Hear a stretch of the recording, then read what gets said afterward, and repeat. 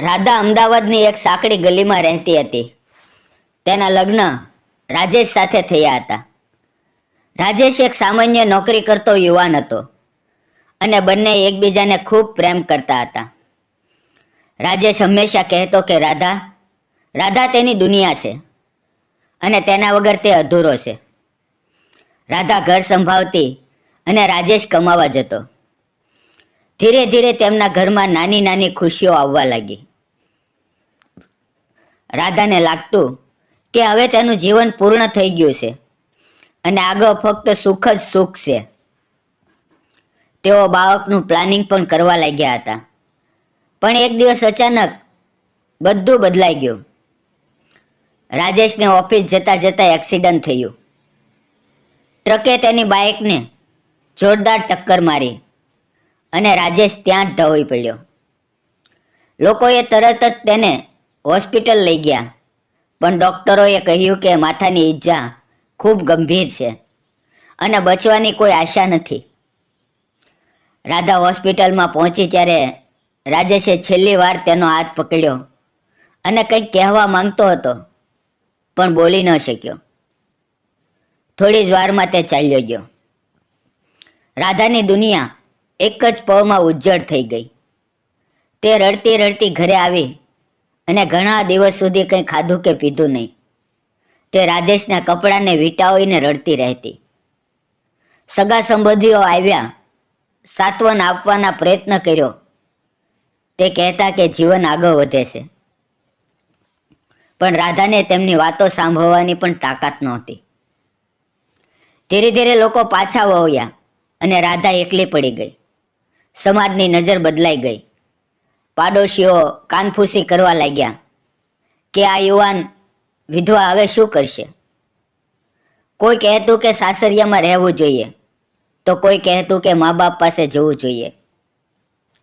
પણ રાધાના સાસુ સસરા ગામડે રહેતા હતા અને તેમની પાસે જવું રાધાને મંજૂર નહોતું. મા બાપનું ઘર પણ ભાઈઓએ કબજે કરી લીધું હતું. રાધા પાસે ક્યાંય જવાનું સ્થાન નહોતું. તેણે એકલા જ રહેવું પડ્યું. ઘરનો ખર્ચો ચલાવવા માટે નાના મોટા કામ કરવા લાગી. ક્યારેક લોકોના ઘરે વાસણ માંજવા જતી, તો ક્યારેક કપડાં સીવવા અને ભરતગાંઠનું કામ કરતી. પણ લોકો તેને કામ આપતી વખતે અજીબ નજરે જોતા. કોઈના ઘરે કામ કરવા જાય તો ઘરનો પુરુષ તેને અયોગ્ય રીતે જોતો અને ક્યારેક ખરાબ વાતો કરતો.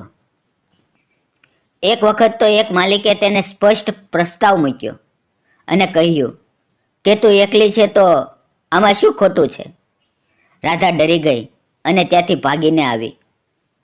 તે રાત્રે ઘણું રડી અને વિચાર્યું કે આ જીવન કેવું છે, જ્યાં વિધવા થયા પછી પણ શાંતિ નથી મળતી અને દરેક જગ્યાએ શોષણ જ છે.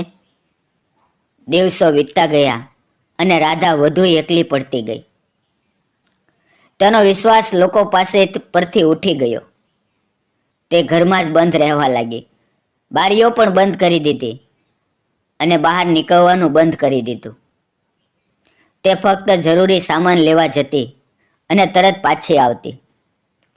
એક દિવસ પાડોશમાં નવું કુટુંબ આવ્યું. તેમાં મંગેશ નામનો યુવાન હતો, જે એક ખાનગી કંપનીમાં નોકરી કરતો હતો.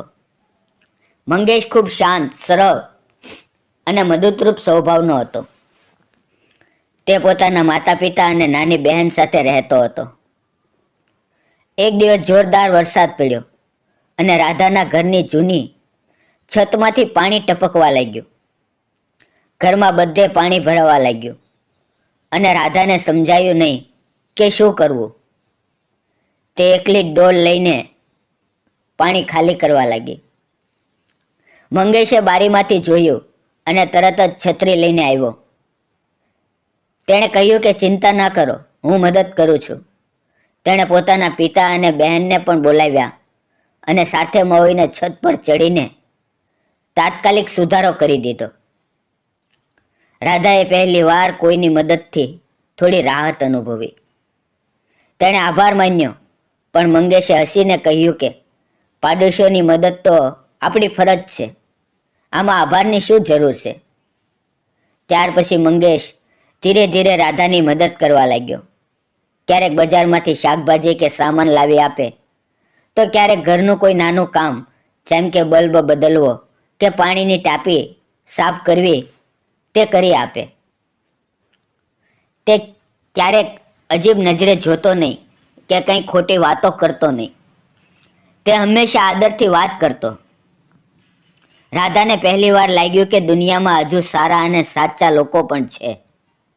ધીરે ધીરે બંને વાતો કરવા લાગ્યા.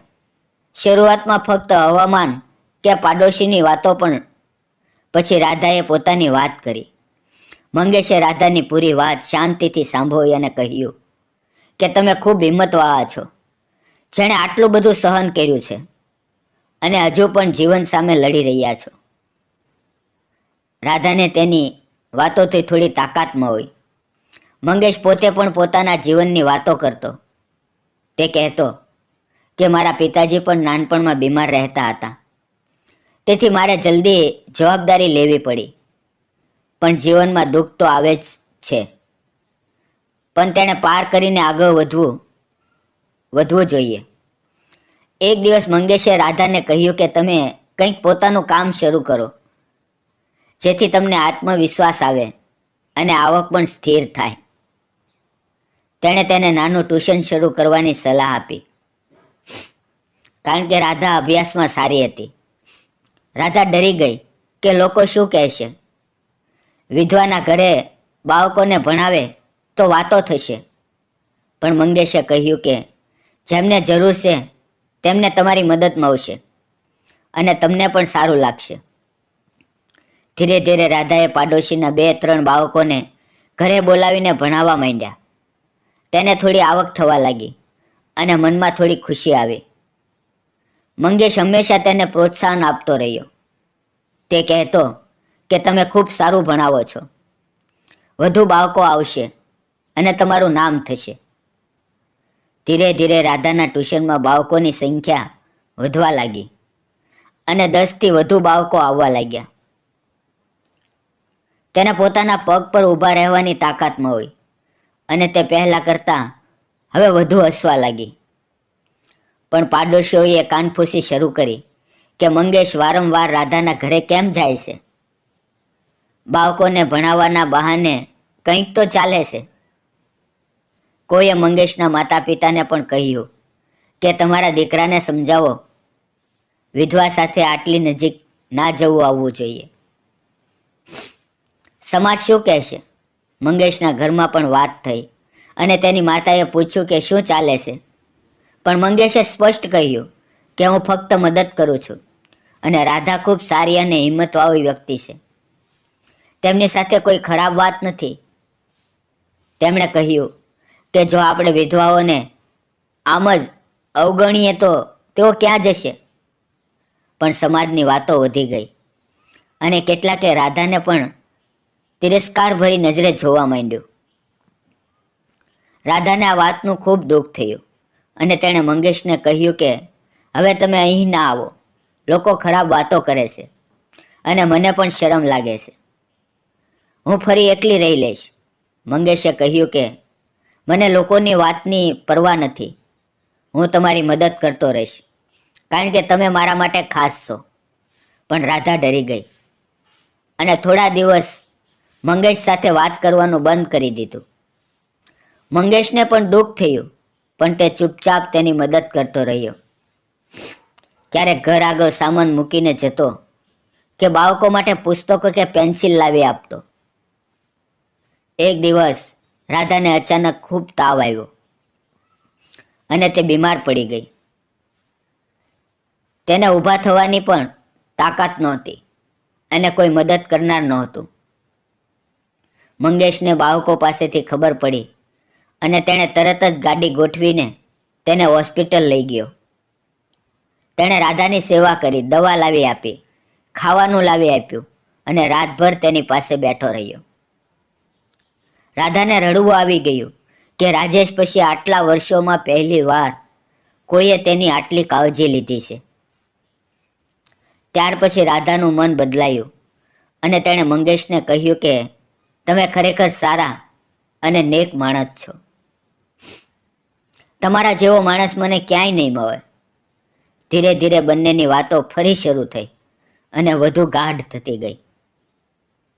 તેઓ લાંબા સમય સુધી વાતો કરતા, એકબીજાના દુઃખ દર્દ સાંભળતા અને એકબીજાને સમજતા. મંગેશે એક દિવસ રાધાને કહ્યું કે મને તમારી સાથે જીવન વિતાવવું છે. હું તમને ખૂબ પ્રેમ કરું છું અને તમારા ભૂતકાળની કોઈ પરવા નથી. તમે જેવા છો તેવા જ મને ગમો છો અને હું તમને હંમેશા ખુશ રાખીશ. રાધા ચોંકી ગઈ કે વિધવા હોવા છતાં કોઈ તેને સાચો અને નિષ્કામ પ્રેમ કરી શકે છે. તેને ડર લાગ્યો કે સમાજ શું કહેશે, લોકો કેવું વિચારશે, તેના ટ્યુશનનું શું થશે. પણ મંગેશે કહ્યું કે આપણે સાથે મળીને બધાનો સામનો કરશું અને જે સાચું છે. ધીરે ધીરે રાધાને પણ મંગેશ પ્રત્યે ઊંડો પ્રેમ થવા લાગ્યો. તેને લાગ્યું કે જીવનમાં ફરીથી ખુશી અને સાથ આવી શકે છે. બંનેએ નક્કી કર્યું કે તે લગ્ન કરશે. મંગેશના માતા પિતાએ પહેલાં વિરોધ કર્યો, સમાજની વાતોનો ડર દેખાડ્યો, કહ્યું કે લોકો શું કહેશે. પણ મંગેશની જીદ અને સ્પષ્ટતા આ બંનેની સામે તેઓ માની ગયા, કારણ કે તેઓ પણ જાણતા હતા કે તેમનો દીકરો સાચું કરે છે. સમાજમાં ઘણી વાતો થઈ. કેટલાકે તિરસ્કાર કર્યો, કેટલાકે બંનેને ઘરમાં ના આવવાનું કહ્યું, પણ બંનેએ તેની પરવા ના કરી. બંનેના લગ્ન સાદાઈથી પણ ખુશીથી થયા અને રાધાના જીવનમાં ફરી રંગો આવ્યા.